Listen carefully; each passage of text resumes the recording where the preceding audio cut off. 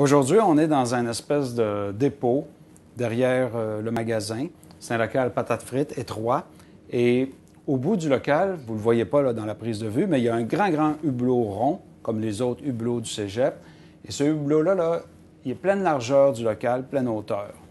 Et il regarde vers la rue Ontario, les habitations Jeanne-Mance qui sont en avant, la vue que vous avez quand vous sortez par le 3e étage du cégep. L'intérêt de venir ici, c'est que aujourd'hui, je vais pouvoir faire l'obscurité dans le local et j'ai obstrué le hublot avec du foam core noir et j'ai installé 2 objectifs de caméra. Je ne vous les décris pas immédiatement, là, mais c'est 2 objectifs un par-dessus l'autre. J'ai fait un trou dans le foam core pour qu'on puisse voir de l'autre côté. C'est en plein milieu du hublot. Et je peux, avec un capuchon, obstruer un objectif, puis obstruer l'autre. Donc, on va pouvoir regarder ce qui se passe derrière des objectifs. L'idée, c'est de vous montrer un petit peu ce qui se passe à l'intérieur de votre caméra. Mais c'est tout petit dans votre caméra. Et vous avez des prises, des miroirs, tout plein de trucs qui complexifient la compréhension. Les gens qui ont fait de la photographie argentique, et en particulier du grand format, sont familiers avec tous ces phénomènes-là. Donc, ça va peut-être vous aider un petit peu à comprendre les problèmes de focale, de taille de capteur, d'angle de prise de vue. Alors, je vais fermer la lumière. On va regarder ce qui se passe quand il fait noir dans la caméra. Je suis de retour. Là, il fait beaucoup plus noir. Alors, vous me voyez peut-être par le peu de lumière qui traverse la caméra, qui traverse par l'objectif. Et derrière un objectif, dans une caméra, c'est comme une tache de lumière. Il y a de la lumière qui sort un peu partout. Et si on regarde là-dedans, on ne voit pas grand-chose. C'est comme à mettre une paire de lunettes qui n'est pas notre prescription. C'est tout flou, puis ça bouge quand on bouge la tête. Donc, il n'y a pas grand-chose à voir. Parce que les rayons de lumière s'en viennent d'une façon organisée qui ne sont pas compatibles avec notre œil un petit peu. Il va falloir mettre un dispositif pour pouvoir visualiser l'image, un petit peu comme un projecteur à diapositive. Il faut mettre un mur devant le projecteur pour voir l'image. S'il n'y a pas de mur, on ne voit pas l'image. Donc, on va aller chercher un mur semi-transparent qu'on appelle un verre dépoli. J'essaie ici de monter sur un carton. Et puis, on va le mettre derrière. Alors, on voit que, premièrement, ça projette une tache ronde qui est floue. Et si on joue avec la distance, là, je le recule, là, je l'approche, je peux trouver une distance où l'image va être nette. Et je vais vous faire remarquer 2-3 choses. C'est que, premièrement, il y a du mouvement dans l'image, c'est en couleur. L'image est inversée, le haut et le bas. Et la gauche-droite est inversée. Hop là. C'est pour ça que dans les caméras que vous avez, on met un miroir et on met un prisme. Le prisme règle le problème du gauche-droite et le miroir règle le problème du haut-bas. Mais quand tout ça, ça va être relevé, ce qui va arriver sur le capteur de la caméra, ça va être une image inversée comme ça. Alors, 2-3 observations. L'image est ronde derrière un objectif, même si on fait des photos rectangulaires. La transition ici, elle n'est pas franche. Il y a comme une zone qui commence à s'assombrir. On appelle ça la zone de vignettage. Et pour faire la mise au point, il faut avancer et reculer le plan film. Dans ce cas-ci, j'avance et je recule le plan capteur. Mais dans les caméras, ce qu'on fait, c'est plus simple. On avance et on recule l'objectif. Là, c'est parce que bouger l'objectif, ça serait compliqué un peu pour moi. Là, c'est tout collé dans des panneaux. Donc, ça revient à la même chose. Et plus que je suis proche de l'objectif, plus que le cercle projeté est petit, plus que je suis loin de l'objectif, plus que le cercle projeté est gros. Donc, la couverture, l'habileté qu'a l'objectif à éclairer avec une image potable une grande surface, c'est fonction de la distance de la surface de capture. En même temps, la mise au point varie selon l'objectif. Pour avoir la mise au point sur le drapeau du Québec, avec un certain objectif, c'est une certaine distance donnée. En fait, la règle, c'est que la distance de mise au point à l'infini, c'est la distance focale.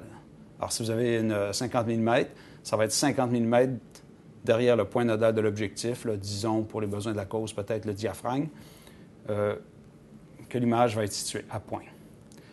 Alors, je vais reculer. J'ai fait une tache sur la vitre avec un crayon feutre. Je vais reculer, puis on va voir à quelle distance qu'il faut être pour que cette tache-là soit à point. Elle va peut-être être difficile à voir, elle est quelque part ici dans l'édifice. Je ne sais pas si on va réussir. Je recule. Être ici. C'est l'espèce de couette. De couette noire, c'est la marque de crayon feuille que j'ai fait sur la vitre. Donc ça, c'est peut-être à 6 pouces devant l'objectif. C'est comme si on photographiait un insecte ou une fleur. Il faut reculer beaucoup, beaucoup le plan film. Puis quand on photographie des choses à l'infini, bien, le plan film est plus proche. Donc, comprendre que plus l'objet est loin, plus on colle le capteur proche de l'objectif, plus l'objet est proche, plus on recule le capteur. Alors, la question que je pose, en général, aux étudiants, quand ils sont présents pour la démonstration, je leur demande quel est l'angle de prise de vue couvert. Est-ce que c'est un grand angulaire ou un téléobjectif?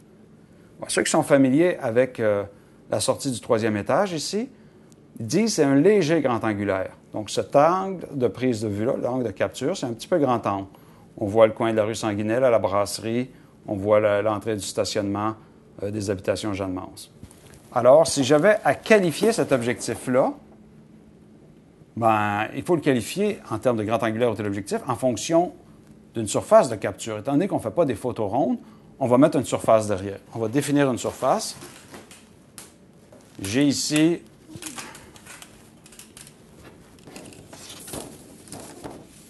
un recadreur 8 par 10. D'accord? Ça, c'est parce qu'il y a des caméras qui ont 8 par 10 de surface de capture. Là, je regarde. Je n'ai aucun vignettage qui est à l'intérieur de ma surface de capture quand je suis au centre. Et si je regarde la scène composée, c'est à peu près un angle de prise de vue normal. Ce que vous ferez vos 30 mm sur vos caméras à petit capteur, comme vos 40D ou les D70, D80, D90 de Nikon. Alors, c'est une 360 mm dans les faits. C'est une lentille normale pour une caméra 8-10. 360 mm. Si on utilisait une plus petite surface de capture, comme un petit capteur 35 mm, un capteur qu'on trouve dans une caméra plein cadre, regardez, là, je prends seulement que l'automobile, seulement le drapeau, des détails ici, des habitations Jeanne-Mance, ça devient un téléobjectif. Alors, le même objectif, avec la même distance de mise au point derrière, si je mets une petite surface de capture, ça devient un téléobjectif. Vous voyez, une 300 mm en sport, c'est une lentille qu'on utilise pour aller chercher les joueurs sur le terrain. C'est un téléobjectif. Alors, l'appellation de téléobjectif ou grand angulaire, c'est fonction de la taille de capture derrière. Si j'ai une grande surface de capture, ça capture plus large. Si j'ai une petite surface de capture, ça capture plus étroit. Alors, on ne peut pas dire qu'une 300 mm, c'est un télé ou c'est un grand angulaire. Ça dépend de la surface de capture derrière. Là, je vais changer d'objectif. On va regarder ce qui se passe avec l'autre objectif.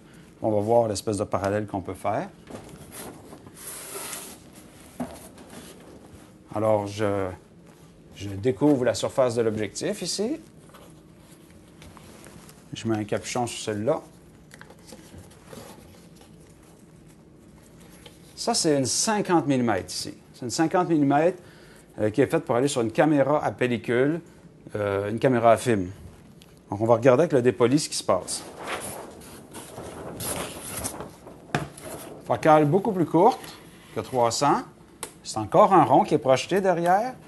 Mais cette fois-ci, il faut que je m'approche très, très proche de l'objectif pour finalement avoir une image nette.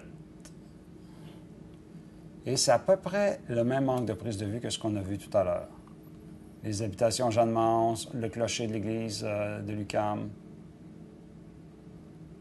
Mais le cercle est beaucoup plus petit.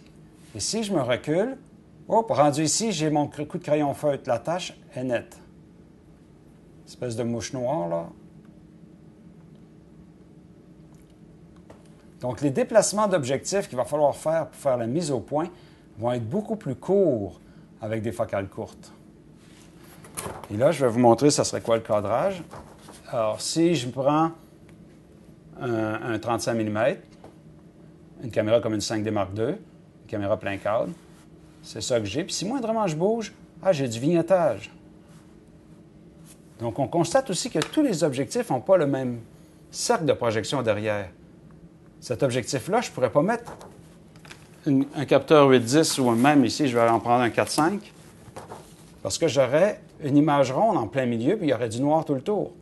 Donc, tous les objectifs n'ont pas la capacité à couvrir une grande surface. C'est aussi une propriété de l'objectif. Ce n'est pas seulement en fonction de la distance focale. On pourrait avoir des 50 mm qui couvrent large, des 50 mm qui couvrent tout petit.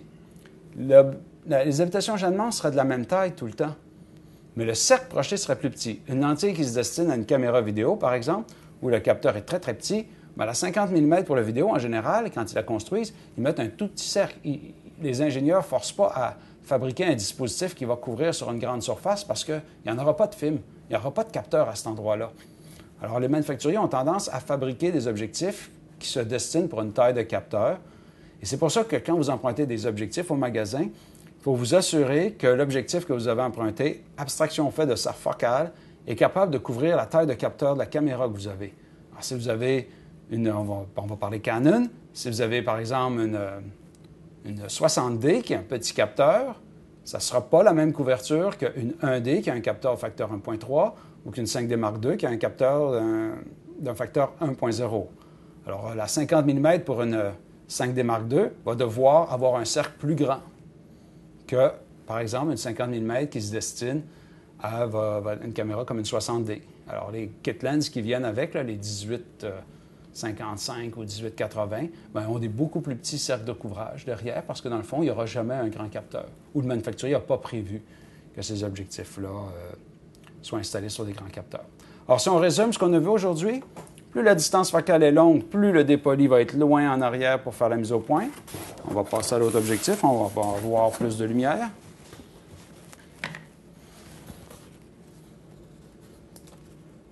OK. Alors, quelque part ici. Plus la distance focale est longue, plus l'objectif est loin devant le capteur. L'image projetée est circulaire avec une zone de transition qui commence à vignetter.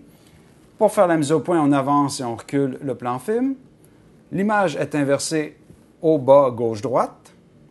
Et tous les objectifs n'ont pas le même diamètre de cercle de projection arrière. Alors, c'est ça qui se passe dans une caméra, puis j'espère que ça vous a un petit peu démystifié ou permis de matérialiser un petit peu la compréhension là, des cercles de projection et des angles de couverture des objectifs et de leur appellation.